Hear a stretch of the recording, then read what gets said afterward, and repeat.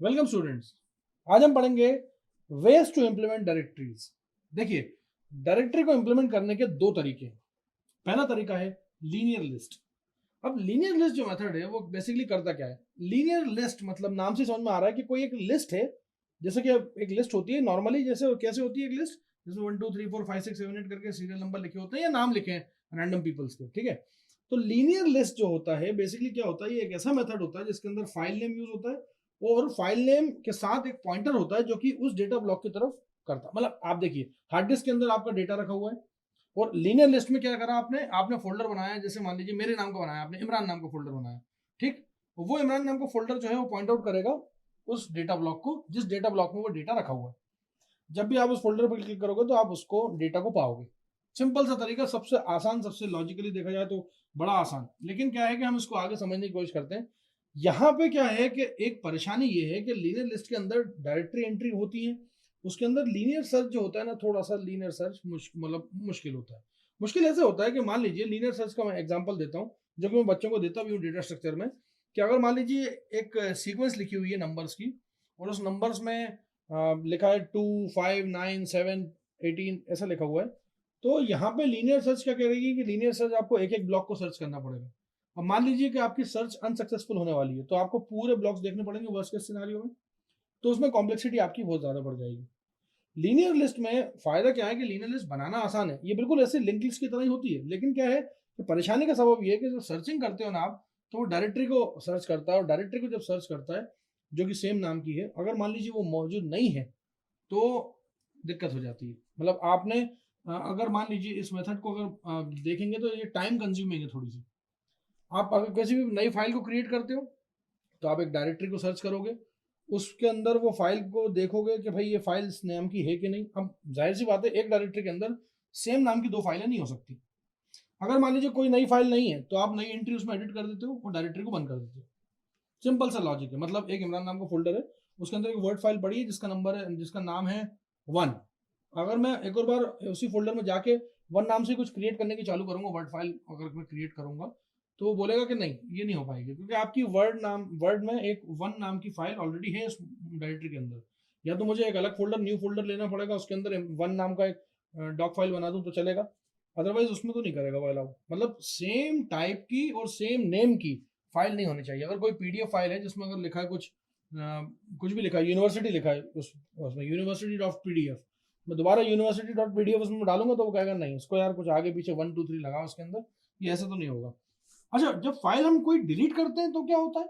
यहाँ पे file delete करते हैं लीनियर लिस्ट में बड़ा आसान है। आप फाइल को डिलीट करिए, ऑटोमेटिकली वो पॉइंटर वैल्यू जो है वो हट जाएगी वहां से, और वो जो डायरेक्टरी है वो फ्री एंट्री में चली जाएगी, फ्री स्पेस एलोकेशन में चली जाएगी।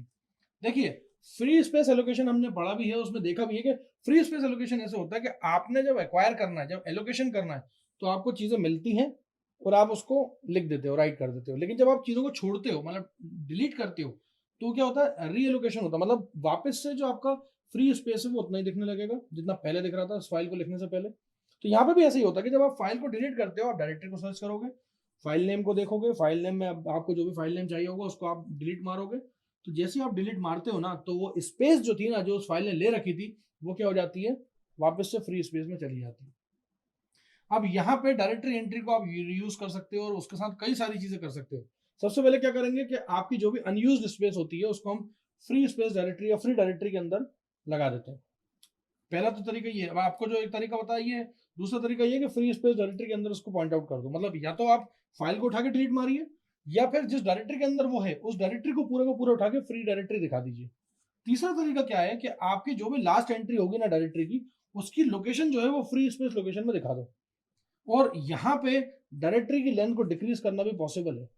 ये मेथड बड़ी अच्छी है, लेकिन इसके साथ साथ कुछ इसके डिसएडवांटेज भी है। जैसा कि मैंने शुरुआत में बताया कि लीनियर सर्च, मान लीजिए कोई डायरेक्टरी की इंफॉर्मेशन है जो कि बार बार यूज हो रही है और यूजर ने नोटिस कर लिया कि हाँ ये बार बार यूज हो रही है, तो उसको क्या है कि एक्सेसिबिलिटी उसकी बड़ी अच्छी होनी चाहिए। लेकिन लीनियर लिस्ट ऐसा नहीं करेगी। लीनियर लिस्ट तो क्या करेगी कि आप जितनी बार भी आओगे तो नया सवेरा आपको पूरा पूरा लिस्ट ही सर्च करनी पड़ेगी। इवन आपने देखा होगा बाइनरी सर्च और लीनियर सर्च में फर्क भी यही होता था कि लीनियर सर्च बुरी इसलिए होती थी क्योंकि उसके अंदर सर्चिंग एल्गोरिथम जो थी वो एक के बाद एक, एक के बाद एक, एक के बाद एक, एक के बाद एक करते करते फाइनल तक जाती थी। मान लीजिए आपको 0 से लेकर 100 तक नंबर सर्च करना, उसमें कोई एक नंबर सर्च करना, जैसे मान लीजिए 57 और 57 उसमें नहीं है, गायब है, तो आपको 0 से लेके 56 तक तो आपको करना ही पड़ेगा सर्च, उसके बाद भी आपको नहीं पता, हो सकता है आगे हो। हाँ, एक तरीका इसका ये था कि इसको सॉर्ट कर लो, तो कम से कम भैया 56 तक आपको सर्च करना है, 57 उसके अंदर मौजूद नहीं है, तो आप बोल दोगे कि नहीं यार आगे का सर्च नहीं कर रहे, हमारी सर्च अनसक्सेसफुल हो गई। आप अगेन रिपीट कर रहा हूँ कि अगर 0 से लेकर 100 तक वो सॉर्टेड लिस्ट है तो ठीक है, लेकिन अगर सॉर्टेड नहीं है तो आपको पूरे 100 तक एलिमेंट पे जाना पड़ेगा। तो यहाँ पे क्या होता है, एवरेज सर्च टाइम जो है वो बढ़ा हुआ रहता है लीनियर सर्च का। सॉर्टेड होगा तो थोड़ा सा एवरेज सर्च टाइम थोड़ा कम हो जाएगा, लेकिन अगेन फिर वही बात कर रहा हूँ मैं कि आपको एलिमेंट जो ढूंढना है वो एलिमेंट अगर मान लीजिए 99 हुआ तो आपको 0 से लेकर 98 तक तो सर्च करना ही पड़ेगा। फिर 99 नहीं मिला, आपको 100 पे जाओगे, 100 पे देखोगे अरे यार ये तो 100 है, तो ट्रेवर्स तो कर लिया, तो अगेन वही वर्स्ट के सिनारियो में सॉर्टेड लिस्ट भी फेल हो जाती है कभी कभी। हाँ, वो बात अलग है कि आपको जैसे 6 सर्च करना है, वो 0 से लेकर 100 तक ही है, तो 0 से 5 तक आएंगे आप, 5 के आने के बाद आपको 7 जैसे दिखेगा, आप समझ जाओगे 6 उसमें नहीं है, तो आप अपनी सर्च को वहीं रोक दोगे, लीनियर सर्च को, कहोगे यार सर्च अनसक्सेसफुल है, मतलब 5 केसेस के अंदर ही आपकी सर्च सक्सेसफुल आ गई। लेकिन क्या जो मैं बोल रहा हूँ ये पॉसिबल है कि आपको हमेशा बेस्ट केस सिनारियो मिलेगा? नहीं। क्या आपने 0 सर्च करा और 0 ही सबसे पहला एलिमेंट था और वही सर्च कर रहे थे? बेस्ट केस होगा ये तो बेस्ट केस आपको हमेशा मिले ये जरूरी नहीं है, और वर्स्ट केस आपको कभी ना मिले ये भी जरूरी नहीं है। तो इसलिए क्या है कि इसलिए इसकी कुछ परेशानी है लीनियर सर्च की। अब यहाँ पे कुछ एल्गोरिथम्स हैं, जैसे बी ट्री एल्गोरिथम इसके अंदर इंप्लीमेंट कर सकते हो आप, मतलब ट्री टाइप का डेटा स्ट्रक्चर लोगे तो आपका काम हो जाएगा। खैर, हम अब सेकंड मेथड पे आते हैं। सेकंड मेथड है हैश टेबल।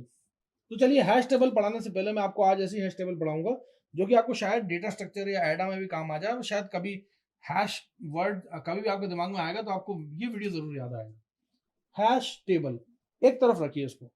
चलिए हम बात करते हैं सबसे पहले मोबाइल फोन्स की। मोबाइल फोन जब नए नए आए थे तो उसके अंदर कॉन्टैक्ट लिस्ट थी, और कॉन्टैक्ट लिस्ट के अंदर क्या होता था कि आप अल्फाबेटिकली वो नंबर जैसे आप सेव करते थे किसी का, तो नंबर सेव हो जाता था।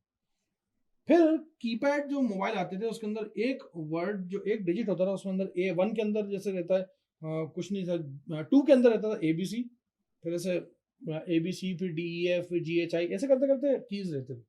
अब जब किसी का नंबर सर्च करना होता था तो आप उसको, जैसे मान लो GHI अगर एक जगह पे, तो उस की को 3 बार प्रेस करोगे तब आप आई पे जाओगे। MNO एक पे रहता था तो M पे एक बार जाओगे, मैं अपने नाम सर्च कर रहा हूँ। फिर ऐसे करते करते आप R, फिर A, फिर N, तब जाके आपको आपकी कॉन्टैक्ट लिस्ट में डाल लीजिए 4 इमरान है तो चारों के अलग अलग आगे आगे आपने जो जो लिख रखा होगा वो उस नाम के आगे आप जाके सर्च कर लोगे। टेक्निक अच्छी थी, बहुत अच्छी थी। फिर आए स्मार्टफोन्स। अब स्मार्टफोन ने क्या करा, स्मार्ट सर्च चालू करा।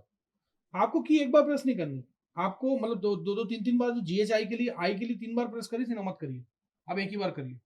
वो क्या करेगा, उन उन जैसे वर्ड्स को सामने लाके दे देगा। हैशिंग टेबल यही कहती है कि आप हैश टेबल बनाइए। लीनियर लिस्ट जो आपकी जो भी है, जो भी आपने डायरेक्टरी में स्टोर करा है, उसके आगे एक हैश डेटा स्ट्रक्चर यूज करिए। उस हैश डेटा स्ट्रक्चर के अंदर एक वैल्यू रखिए, और वो पॉइंटर रिटर्न करेगा लीनियर लिस्ट को ही। अल्टीमेटली है लीनियर लिस्ट ही, लेकिन उसके अंदर थोड़ा मॉडिफिकेशन कर लिया। अब इससे फायदा क्या होगा कि जब भी आप इंसर्शन या डिलीशन कराओगे तो ये स्ट्रेट फॉरवर्ड सिर्फ हैश टेबल पे जाएगा और काम कर लेगा। दिक्कत बस एक आती थी कि जब आपके दो हैश फाइल, जो भी दो फाइल्स थी, उनके अंदर सेम हैश लग जाए। Hash is basically nothing but the number. मतलब अगर मेरे एक को नंबर दे दिया 18 तो दूसरे को भी 18 दे दिया, तो यहाँ कोलिजन हो गया, ये दिक्कत आएगी। इसके अलावा कोई प्रॉब्लम नहीं थी, हैश टेबल मेंटेन थी। हैश टेबल की डिपेंडेंसी ऐसी नहीं कि हैश फंक्शन का साइज बाकायदा आप दे दिया करते थे। आपको पता है कि भाई आपको इतनी फाइल्स हैं, सबको नाम दे दिया, उसमें क्या है। आप जैसे ही उसको सर्च करोगे तो आप उसके नाम से उसको सर्च नहीं करोगे, आप उसके हैश फंक्शन से उसको सर्च करोगे। अब प्रॉब्लम क्या आई, इसमें भी एक छोटी सी दिक्कत थी, लेकिन वो दिक्कत इतनी बड़ी नहीं थी, यूज किया जा सकता था। प्रॉब्लम ये आई कि मान लीजिए कि आपने लीनियर प्रोबिंग टेबल यूज करा हैश में, हैश टेबल के अंदर लीनियर प्रोबिंग यूज करी। अब लीनियर टेबल में आपने बोला कि यार मेरी है ना हैश टेबल जो है वो 64 एंट्री की होगी, 64 एंट्रीज की। तो ठीक है, 64 एंट्रीज की आपने ली, स्टार्टिंग फ्रॉम 0 1 2 3 अप टू 63। सब कुछ बढ़िया था, सब कुछ सही था। लेकिन मान लीजिए कोई एक ऐसी एंट्री है अब जो 65th नंबर की फाइल आ गई, मतलब 64 तक भर गया, तो 65th नंबर की फाइल आ गई, तो क्या करेंगे? तो फिर क्या होगा, फिर आपको अपने हैश टेबल को बढ़ाना पड़ेगा, अपने दायरे को बढ़ाना पड़ेगा। जैसे मैंने अगर घर में 4 लोग इन्वाइट करे और उनके साथ 2 दोस्त और लगे हुए आ गए, तो मुझे जाहिर सी बात है प्लेट्स 6 लगानी पड़ेंगी, 5 की जगह, मतलब 4 की जगह। तो कोशिश ये करी थी उन्होंने कि भाई 64 तक की एंट्रीज करो, लेकिन जैसे 65th आई तो उन्होंने कहा एक काम करो, इसको 128 कर दो। Now it will start from 0 to 127।